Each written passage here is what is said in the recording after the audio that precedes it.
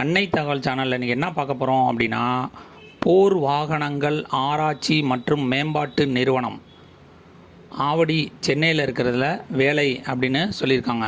Compact vehicles research and development establishment Avadi Chennai.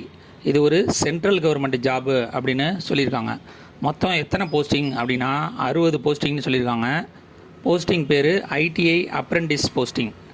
யார் யாரெல்லாம் இதுக்கு விண்ணப்பிக்கலாம் அப்படின்னா, ஐடிஐயில் carpenter, computer operator and programming assistant முடித்தவங்க, டிராஃப்ட்ஸ்மேன் மெக்கானிக்கல் முடித்தவங்க, electrician, electronics, fitter, machinist, mechanic motor vehicles, turner மற்றும் வெல்டர் இதுக்கு விண்ணப்பிக்கலாம் அப்படின்னு சொல்லியிருக்காங்க.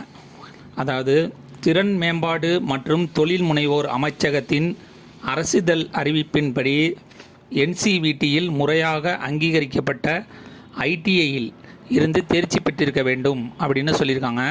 கணினி ஆப்ரேட்டர் மற்றும் ப்ரோக்ராமிங் உதவியாளர், அதாவது சிஓபிஏ போஸ்டிங் மற்றும் கார்பெண்டர் மற்றும் வெல்டர் தவிர குறைந்தபட்சம் மற்ற ஐடிஐ போஸ்டிங்க்கெலாம் 2 ஆண்டு எக்ஸ்பீரியன்ஸ் இருக்கணும் அப்படின்னு சொல்லியிருக்காங்க. யார் யாரெல்லாம் இதுக்கு விண்ணப்பிக்கலாம் அப்படின்னா, அப்ரெண்டிஸ் பயிற்சி பெறுபவர்களுக்கு 2021, 22, 23ஆம் ஆண்டில் தேர்ச்சி பெற்றவர்கள் மட்டுமே இதுக்கு விண்ணப்பிக்க தகுதியுடையவர்கள் அப்படின்னு சொல்லியிருக்காங்க.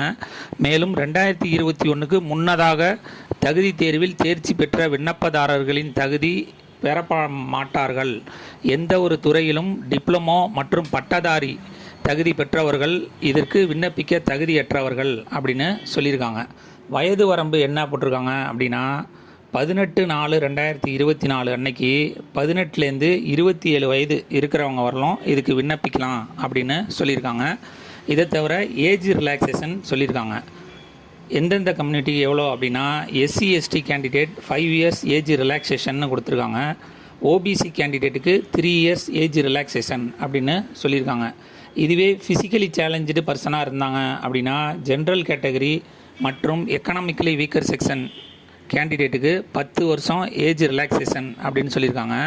ஃபிசிக்கலி சேலஞ்சு எஸ்சி எஸ்டி கேண்டிடேட்டாக இருந்தாங்க அப்படின்னா அவங்களுக்கு 15 வருஷம் ஏஜ் ரிலாக்ஸேஷன் அப்படின்னு சொல்லியிருக்காங்க. கடைசியாக ஃபிசிக்கலி சேலஞ்சு ஓபிசி கேண்டிடேட்டுக்கு 13 வருஷம் ஏஜ் ரிலாக்ஸேஷன் உண்டு அப்படின்னு சொல்லியிருக்காங்க.